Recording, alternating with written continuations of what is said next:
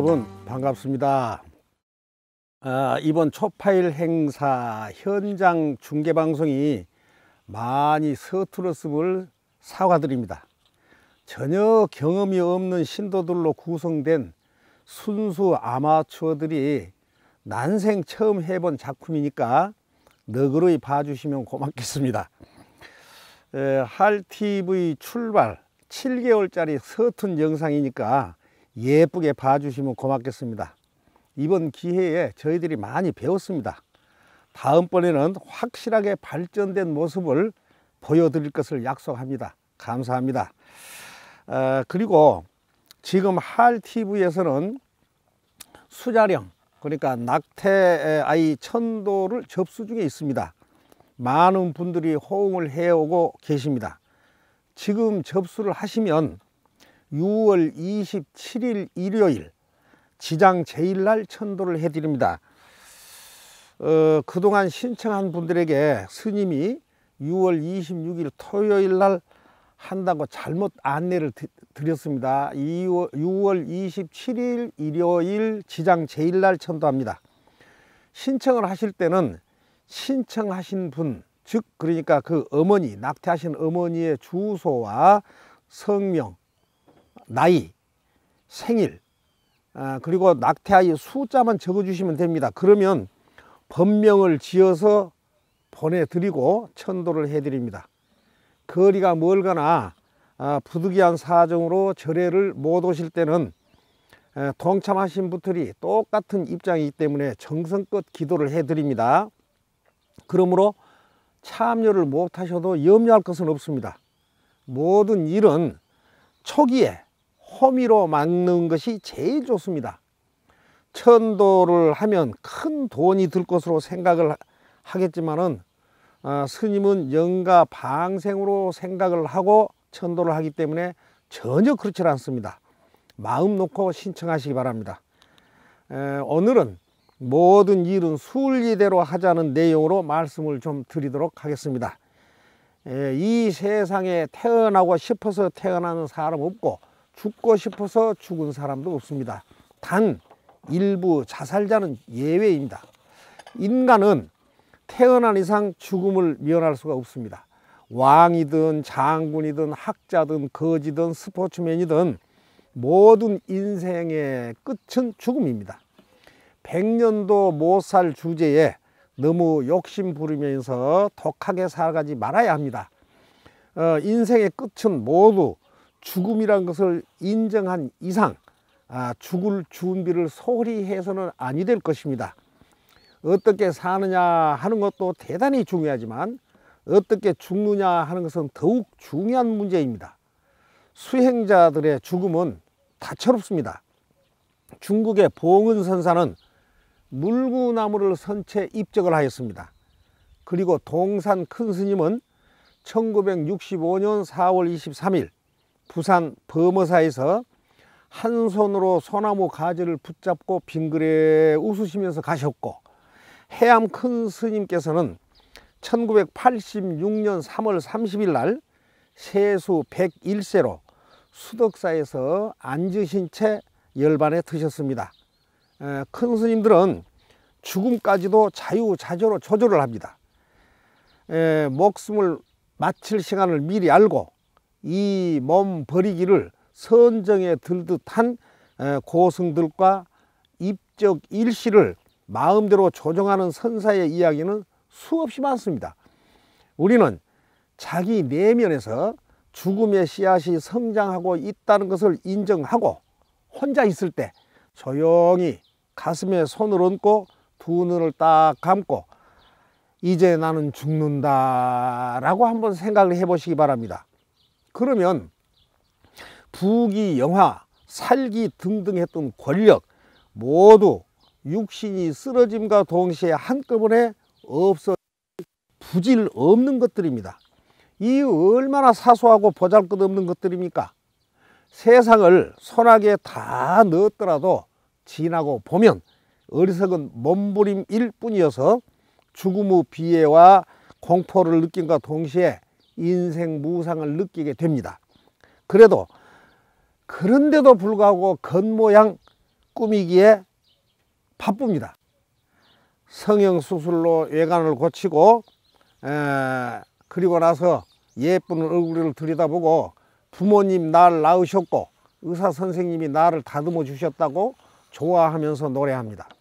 왜 그토록 발부둥을 치느냐 하는 것입니다. 후회할 일이 너무 많습니다. 그래서 과거는 무, 미래는 공입니다. 공은 텅 비어서 공이 아니라 헤아려 측정할 수 없기 때문에 공입니다. 무한 광대한 진리입니다. 그래서 과거를 후회하거나 원망하지 말고 미래에 대해서 걱정하지 말자 하는 것입니다. 여러분 한번 생각해 보세요. 이 안에 뭐가 있습니까? 텅 비어 있죠. 정말로 텅 비어 있습니까? 꽉 차 있습니다. 산소로 꽉 차 있고 공기로 꽉 차 있고 우리 눈에 안 보여서 그렇지 이 안에는 그냥 가수들이 노래하는 음성도 날아다니고 있고 무용수들이 춤추는 것도 날아다니고 있고 각종 무전 소리도 날아다니고 있고, 그런데 그것을 우리가 우리 육신의 눈으로 볼 수가 없기 때문에 기계를 만들어서 잡아서 보는 거예요. 자동차 바퀴가 텅 비어 있잖아요. 그런데 그 안에 공기가 꽉 차 있기 때문에 텅 빈 거예요. 에? 그래서 지금 눈앞에 닥치는 일에만 전심전력을 다하고 최선의 노력을 다하자는 겁니다. 그리고 바쁘다고 말하지 마세요. 진짜 바쁜 사람은 바쁘다는 말을 하지 않습니다. 신도들이 보면은 절에 오면은 그냥 바쁘다 그래. 딱 들어오면서부터 아이고 오늘 바쁘다 그러는데 딱 기도가 끝나고 나면 안 가요. 밥 먹고 2시간씩 놀아요. 그리고 운전할 때도 보면은 바쁘다면서 그냥 앞차를 앞지르게 하려고 막 눈을 크게 뜨고 속력을 내는데 가서 차 대놓고 바쁘지 않아 놀아요. 그렇게 살지 말자는 거예요. 우리가 사후의 일은 생전의 차원이 그대로 옮겨가는 것입니다. 그렇기 때문에 살아서 극락을 실현한 사람만이 사후에 극락을 갈 수가 있습니다. 빙그레 웃으면서 미련 없이 기쁜 마음으로 죽어야 극락에 갈 수 있습니다. 하루하루를 늘 새롭게 살아갑시다. 봄을 찾아 헤매지 말라는 말이 있습니다. 가만히 있어도 봄은 오지 않아요. 응? 그런데 무슨 일이든지 억지로 하지 말자는 거예요. 억지로 하지 마라. 급할수록 둘러서 가고 불이 나도 뛰지 말라는 겁니다. 그래서 불교를 믿는 이유는 늘 말씀드리지만 잘 살려고 믿는 것입니다. 그래서 잘 산다고 하는 것은 부귀, 권력, 재산을 많이 갖는 것이 아니고 마음을 편안하게 갖고 사는 것이 잘 사는 것입니다. 우리가 같은 식사를 하면서도 호텔, 레스토랑에서 최고급 음식을 먹으면서도 열을 박박 올리면서 먹으면 그게 전부 독약이 되는 거예요. 그러나 컨테이너 박스나 비닐하우스 안에서 비록 국수나 라면을 먹으면서도 아주 즐겁고 다정한 목소리로 기쁜 마음으로 먹게 되면 그것은 보약이 되는 것입니다.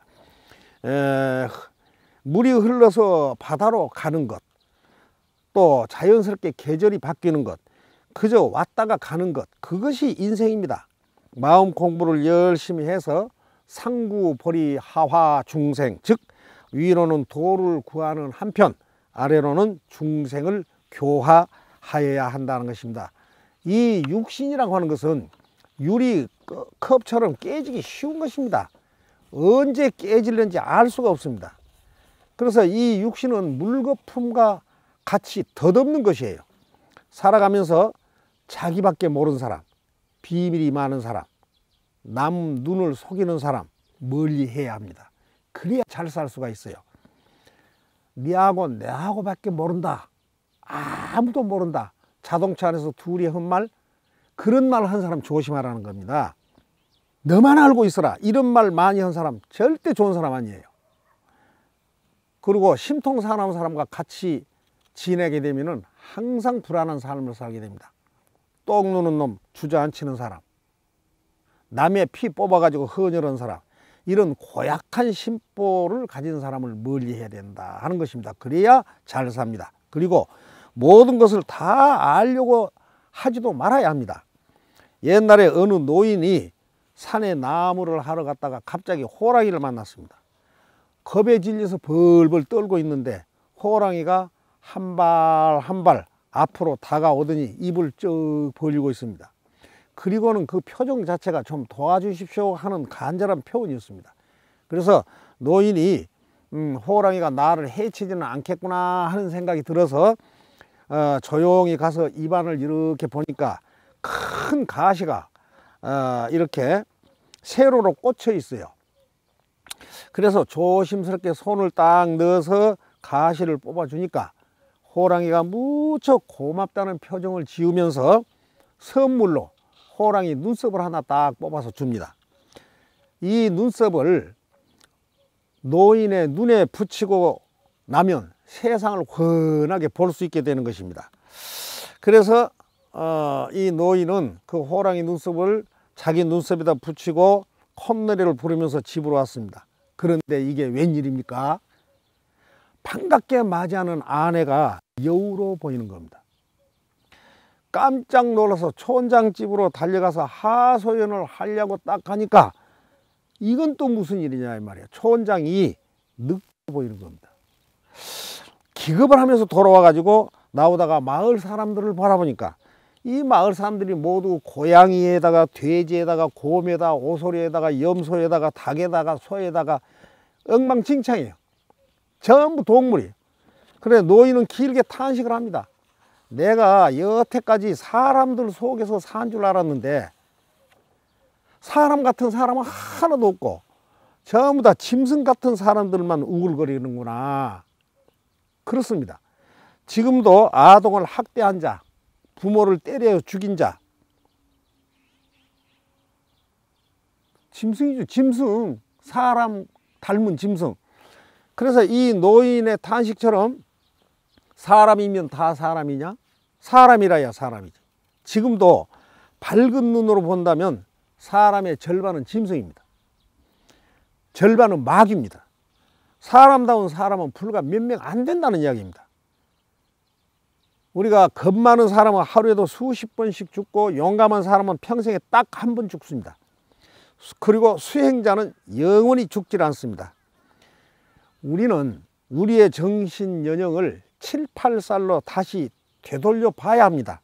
그래서 좀 더 순수해져 가지고 마음 관리를 잘 해서 추한 나, 고통스러운 나를 아름다운 나, 평화로운 나로 가꾸어 나가자는 것입니다. 그래서 부지런하되 정직하게 부지런해야 돼. 바쁘되 정직한 일로 바빠야 합니다. 요즘 예쁘게 핀 저 꽃들도 아름답기가 한량이 없지만 곧 떨어지고 나면 추하게 썩어서 퇴비에 불과할 것입니다.